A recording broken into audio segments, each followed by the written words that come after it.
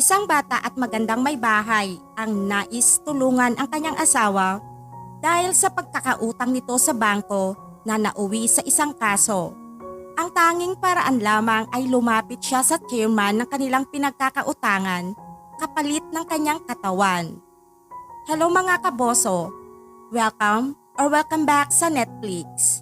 Ang pelikula na ating matutunghayan ngayon ay pinamagatang About Love na ipinalabas noong 2017. Что из этого вышло? Si Nina ay nasa isang supermarket at nahihiya siya dahil kailangan niyang ibalik ang ibang mga item dahil sa kulang ang kanyang pera. Mas lalong nasira ang kanyang araw nang may isang sasakyan ang dumaan at natalsikan siya ng maduming tubig. Humingi ng paumanhin ang driver ng sasakyan na si Sergey. Inalok siya nitong bayaran, ngunit ang galit na si Nina ay sinigawan ito at sabay lumayas. Sa kanilang tahanan, ang asawa nitong si Alexander ay binabasa ang notice mula sa bangko at sinisisi siya nito dahil sa hindi niya pagpapaalala. Pagkatapos ay humingi ito ng tawad sa kanya at nangakong gagawa ng paraan.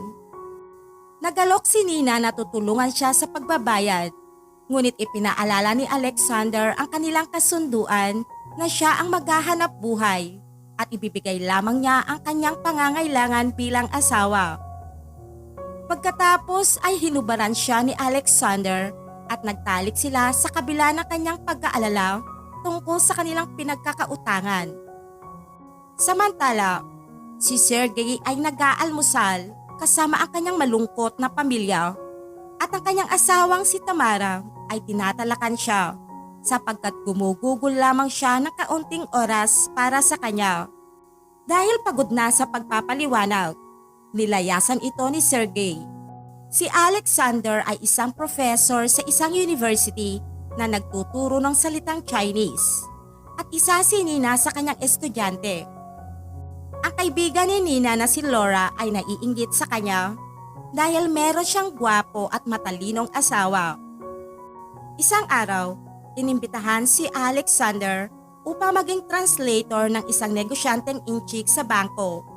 Ngunit hindi siya makakapunta dahil may nakatakda siyang gagawin sa araw na iyon. Kaya kinausap niya ang asawang si Nina upang siya na ang pumalit sa kanya. Ang bangkong kanyang pupuntahan ay ang bangko kung saan sila ay may pinagkakautangan. Ipinahiwatig ni Alexander na ang pagtulong sa kanya ni Nina sa tungkuling iyon ay maaaring magbigay sa kanila ng magandang pabor. Nang makilala niya ang chairman ng bangko, nalaman niyang si Sergey iyon, ang lalaking nakaaway niya noong isang araw.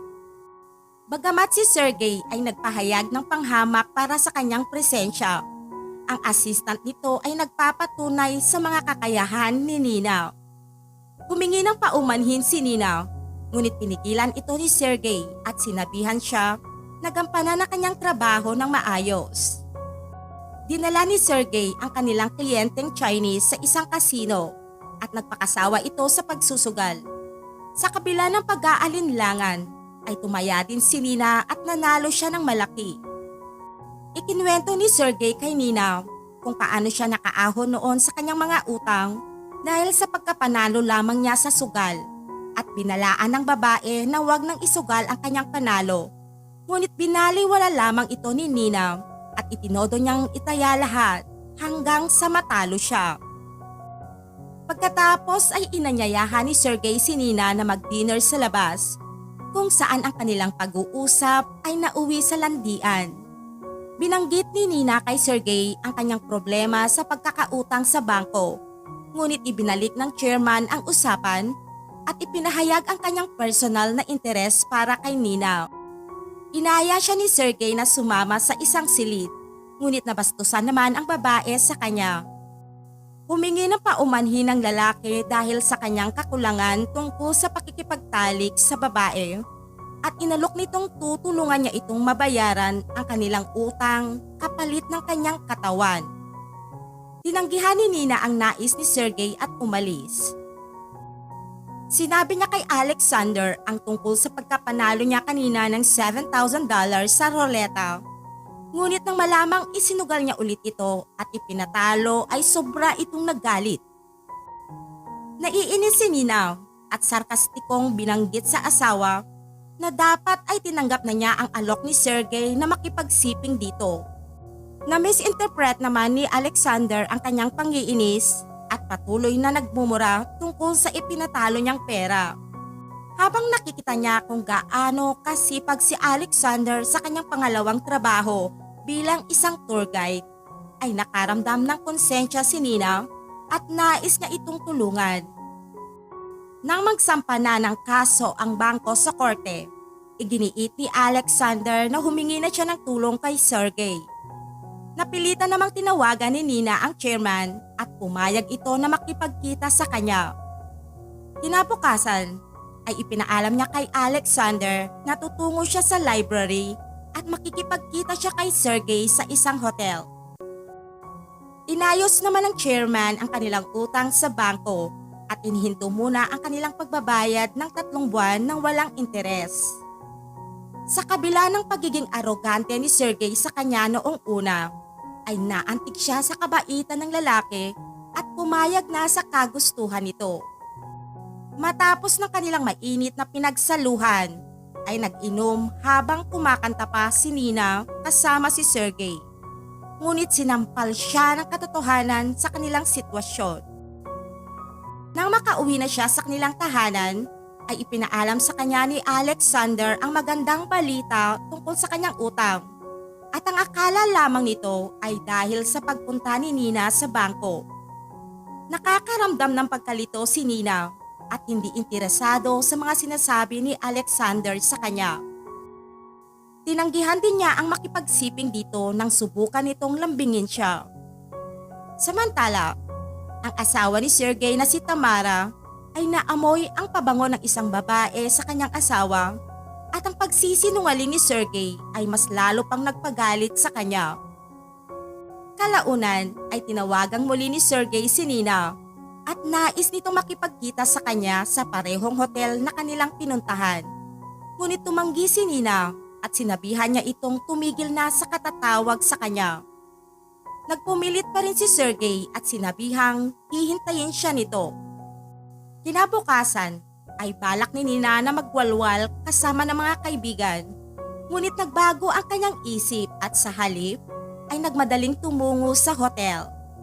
Magkasuyo sila buong gabi at sumang-ayon silang magkikita tuwing hapon ng Martes. Gayunpaman, hindi natuloy ang kanilang sumunod na pagkikita dahil nagkasakit ang anak ni Sergey at hindi sila maaaring mag-usap dahil nasa tabi lamang ang kanyang asawa. Ang hindi nila pagkikita ni Sergey ay dahilan ng pagkakalungkot ni Nina, lalo na sa kanyang kaarawan. Ang kanyang pananabik at pagkabigo na makatanggap ng tawag mula kay Sergey ay nagdulot ng pagkabahala kay Alexander. Naging obsessed na si Nina kay Sergey at nang binaliwala siya nito nang makita siya sa bangko, ay nagdulot ng labis na kalungkutan kay Nina. Ang nag-aalalang si Alexander ay pinakonsulta si Nina sa isang doktor at niresetahan ng gamot. Sa kabila ng kanyang pangangalaga, ipinagtapat ni Nina ang kanyang kataksilan na humantong sa galit ni Alexander at hiniling na malaman ang pagkakakilanlan ng lalaki. Tumanggi si Nina na sabihin kaya pinalayas siya ni Alexander. Si Nina na walang mapupuntahan ay tumawag kay Sergey sa kalagitnaan ng gabi. Hinala ni Tamara na ang tawag ay mula sa kalaguyo ni Sergey. Nakipagkita si Sergey kay Nina at nangakong bibilhan siya ng apartment. Tinupad niya ang pangakong ito at masaya si Laura para kay Nina sa paniniwalang nagkatotoo ang kanyang pangarap. Samantala, si Alexander ay umiikot sa depresyon at problema. Isang umaga, ang plano ni Tamara na magkaroon ng masayang agahan ay naantala ng isang tawag mula sa nahumaling na kalaguyo ni Sergey na si Nina na siyang magdudulot ng komplikadong sitwasyon. Nais ng babae na palaging makasama si Sergey araw-araw at dahil nagiging problema na ng lalaki ang kanyang kalaguyo ay iniiwasan na niya ito.